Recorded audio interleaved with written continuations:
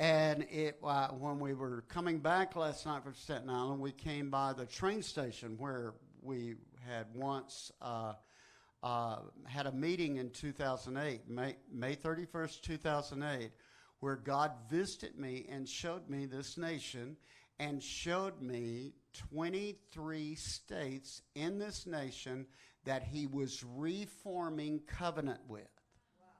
Wow. Now, it doesn't matter what it looks like on the outside. Now, not every state in this nation formed covenant with him. And there were only 23. 2 were hanging in the balance. 1 was Florida. Now, the year that COVID happened, the year before that, I went to Florida, I think, 18 times. And that state now is probably the leading state in covenant in America right now. Let's thank God for that.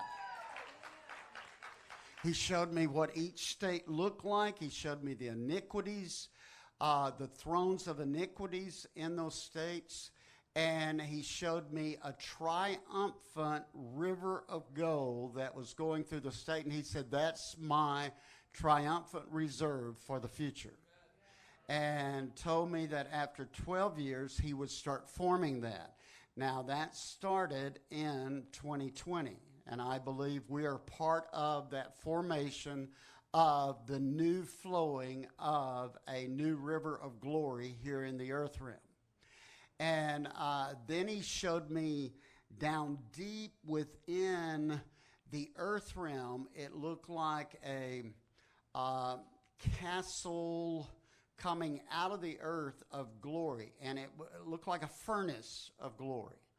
And not every state had one of those. Every state had a triumphant reserve in America, but not every state had one of these. And he called them freedom outposts, which now I know will be the apostolic centers for the future where we gather. And when we would gather, this triumphant reserve would come into those places. When they came out, they were 7 times brighter. So look at somebody next to you and say, you've just started shining. I really think that's what Peter was talking about. We carry a glory realm that is about to shine forth here.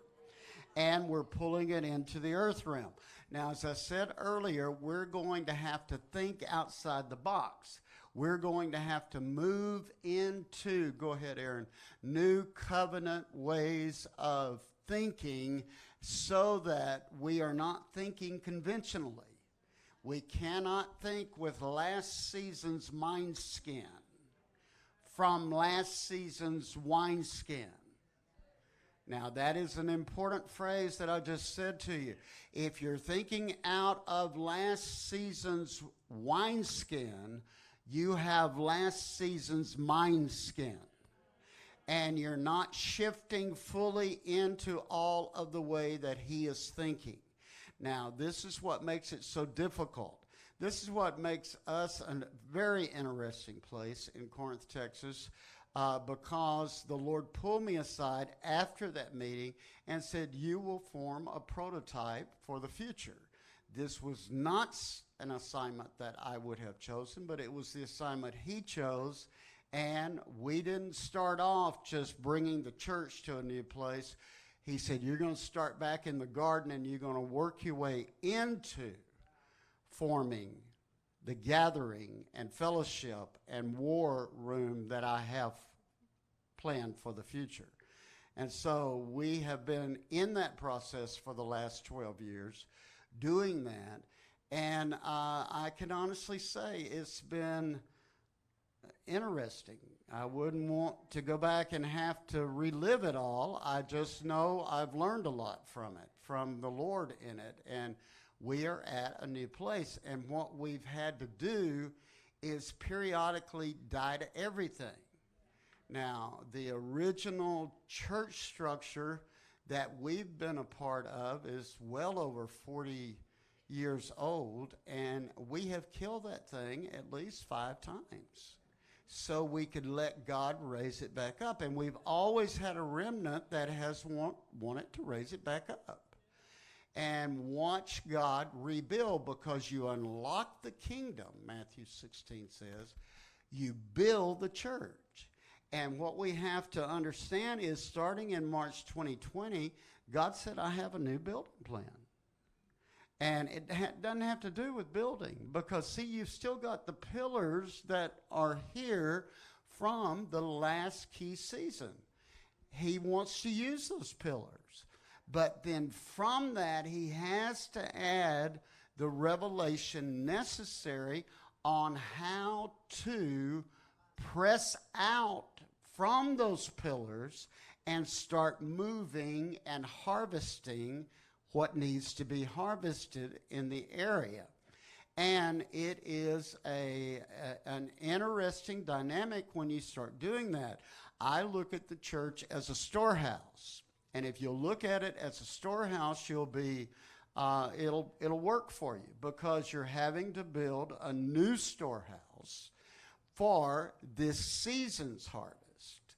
And that's what didn't happen in the late 60s, early 70s. We had a move of God. I got baptized in the Spirit in that move of God, but the church didn't want to rebuild itself for that move of God. And so build is a very important word for us to understand, because it's just not constructing a building. It means to add sons and daughters to. And so right now we're in this process of redeveloping and adding sons and daughters to. Now, on top of that, this whole era, this historical era that we began in, it started in September at Rosh Hashanah, and 2019, this era began. So that's the time frame we're in. And from that time frame, it is called the era of pay. Well, pay is an interesting word in Hebrew, but we have to know it is an era of war. And because it's an era of war, it's a lot of conflict in what we're doing. Now, we have all experienced that conflict starting to intensify starting in 2020. So it can't be something we shy away from, especially here in New York, because you always have to know, I got one of the most flack times of my life was when I shared that we were going into war as a nation in 2000. I'd been sharing that, and in 2001 I said, the war is inevitable. It will hit New York first. And I stood up. I was in a meeting in Mississippi, and I said that meeting had about 1,500 people in it, and I said, I see the explosions coming into New York City. The first strike will be in New York City in this modern era of war that we've entered, and it will then recreate how the world thinks in a lot of areas.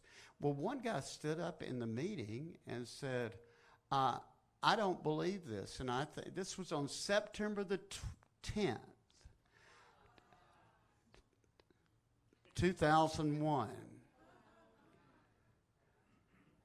And he said, I don't believe this, and I think you're leading the body astray, telling them something's going to happen. I said, well, you might be right.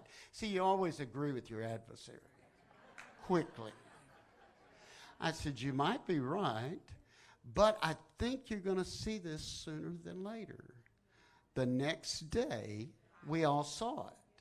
That guy, next time I came back to Mississippi, he came forward and he asked forgiveness publicly, because we don't really hear clearly the prophet's word, because we have our mind set on what we are longing to hear and see.